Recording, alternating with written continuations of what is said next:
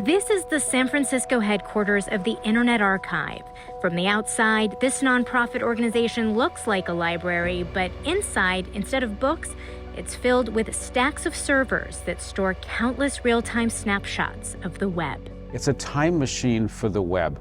We are a digital library for our times and hopefully for all times. Mark Graham is the director of the Wayback Machine, a service of the Internet Archive, which has been doing this work for almost 3 decades. It maintains a running catalog of websites that populate the Internet. Its software is constantly crawling the web, which is always changing.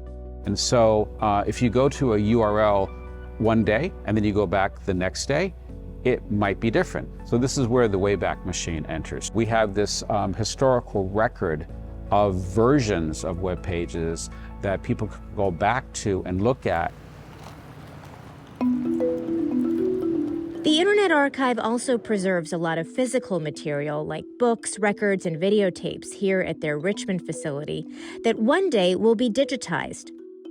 It all gets stored in these massive shipping containers. The organization says they get 1 to 2 containers worth of that kind of material every single week. That's a lot. It's a lot. and you know, that's all based on donations, right? And also a lot of clever, enthusiastic people. If you just meet the people that are here, you'll just see how, I don't know, happy they are. Can you hear me in the back?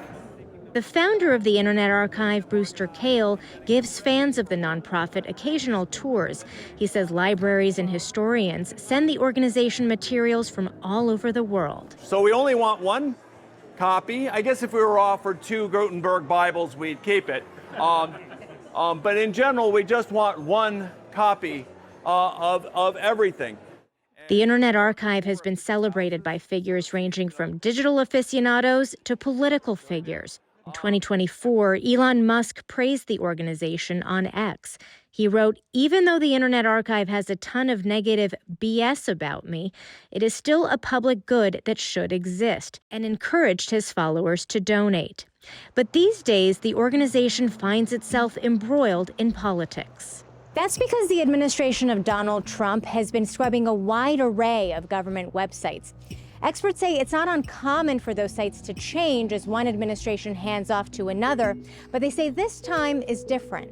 What's unusual is the scope and the scale of the material that has been removed from the public web. Entire websites have just gone dark. Including some that contained information on critical issues like healthcare and climate change. The site of the humanitarian aid agency USAID has mostly disappeared from the live web, but remains available to users on the Wayback Machine. Then they can navigate the archive of that site just as if they were navigating the live web version of the USAID site. Former Air Force flight test engineer Jessica Peterson found herself on the receiving end of the U.S. government's so-called digital refresh earlier this year. Celebrations of her work, including her final flight, an all-female flyover of a game played by the U.S. women's soccer team, were pulled down for celebrating diversity, equity, and inclusion. The thing that really got me is I mentioned it to my daughter, and I saw her emotional response. She was so upset about it. That's when it really started to hurt. She posted about it on the social media site LinkedIn and was overwhelmed by the response. Through that, there were people that brought my attention to the Wayback Machine. I didn't know that it existed. Jessica found that all of her videos and photos were there. I still was sad that it had been removed, but knowing that I personally could have it, I could still share it, that definitely gave me some relief. The Internet Archive is among several nonprofits and universities preserving these websites. It is a valid concern whether or not the Trump administration will replace the information it is purging from federal government agencies with inaccurate information. Governments in Russia or in China, they have the ability to block websites entirely. The concern is, could that happen in the US? And is that where we're headed?